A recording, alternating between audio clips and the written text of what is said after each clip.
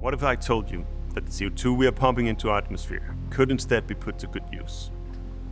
I'm Dr. Torbjørn Øtter Jensen, and I want to show you an invention that could change the future of our planet.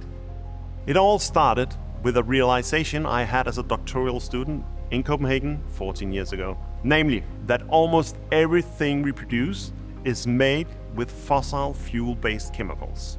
At the same time, there are all these factories that are simply releasing their carbon emissions into the atmosphere.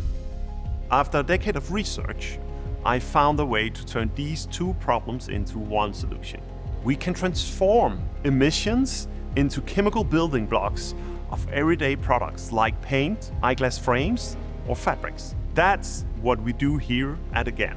It is cheap, and it could prevent more CO2 from being released than if everyone stopped flying tomorrow. The best part, it already works today. Let me show you.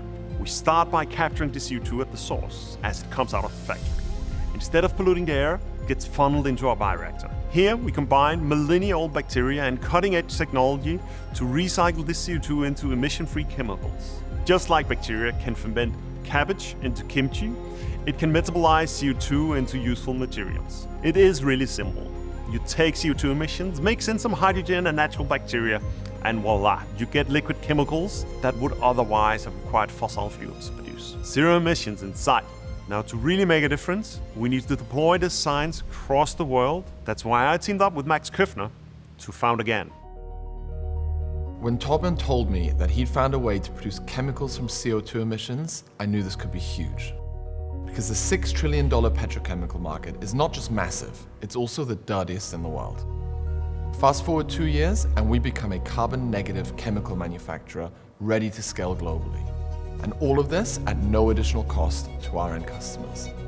Tiny bacteria, but huge news for the planet. So if you think there's nothing we can do about carbon emissions right now, today, think again. If you think we're doomed, think again.